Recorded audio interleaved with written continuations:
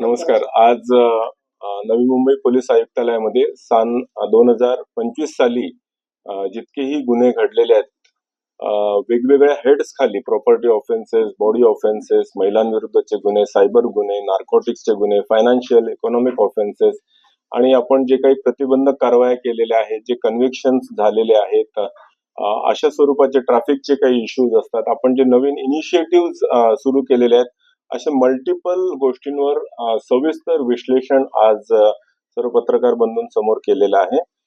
जितकाही data आपण share करू शकतो तो संपूर्ण डेटा सुद्धा आम्ही आपल्या समोर शेअर केलेला आहे. ओव्हरऑल पोलीस खात्याच्या मते बाय अँड लार्ज कुठलाही मेजर लॉ अँड ऑर्डर आपला 2025 साली झालेला नाहीये आणि कुठलाही विदारक असा हिनस क्राईम 2025 साली झालेला नाहीये. मोठे मोठे बंदोबस्त आपण केलेले आहेत.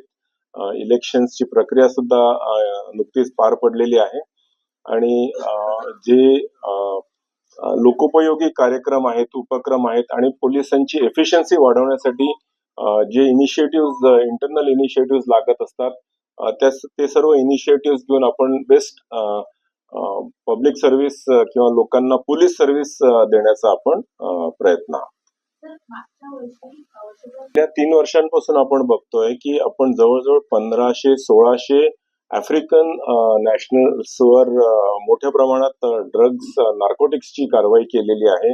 या व्यतिरिक्त एक मोठी पंजाबी गँग पकडलेली आहे.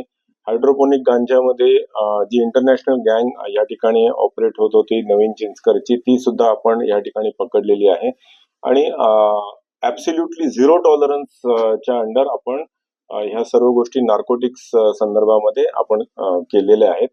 पोलीस स्टेशन्स मध्ये सुद्धा आपण एक विशेष स्क्वॉड ची निर्मिती केलेली आहे आणि सर्व पोलीस अधिकारी आणि कर्मचाऱ्यांना सेन्सिटाईज केलेलं आहे. लोकांना सुद्धा सजग करण्याचा प्रयत्न करतोय. आपण त्यांना हेल्पलाईन सुद्धा उपलब्ध करून दिलेली आहे, जेणेकरून कुठल्याही स्वरूपाची नार्कोटिक्स संदर्भातली माहिती, मदत त्यांना हवी असेल तर ते आम्हाला संपर्क साधू शकतात. सर, लहान मुलं गायब होण्याचं प्रमाण आपल्याला वाढलं. इन्सिडेंटली गेल्या 3 वर्षांमध्ये जर आपण विश्लेषण केलं तर आपल्याकडे लहान मुलं आणि मुली आणि वयस्क पुरुष आणि स्त्रिया ह्या मिसिंग होतात. किडनॅपिंगच्या केसेस कायद्याप्रमाणे दाखल होतात.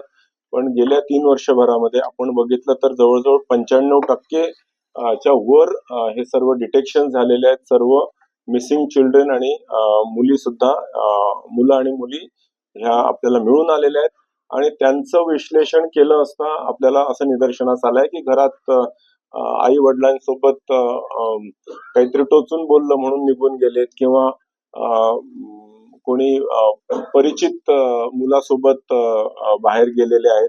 अशा स्वरूपाचेच बेसिकली आपल्याला त्याचं विश्लेषण मिळालेलं आहे.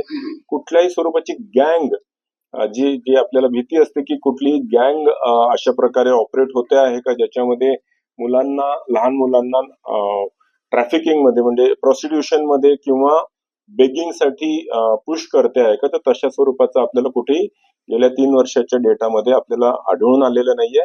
तरी सुद्धा पोलीस नेहमी तत्पर राहून कुठल्याही स्वरूपाचं जर मिसिंग असेल तर त्याला ऑपरेशन मुस्कान तहत आणि अदरवाईज तत्काळ त्याचा शोध घेण्याचा प्रयत्न करत असतात.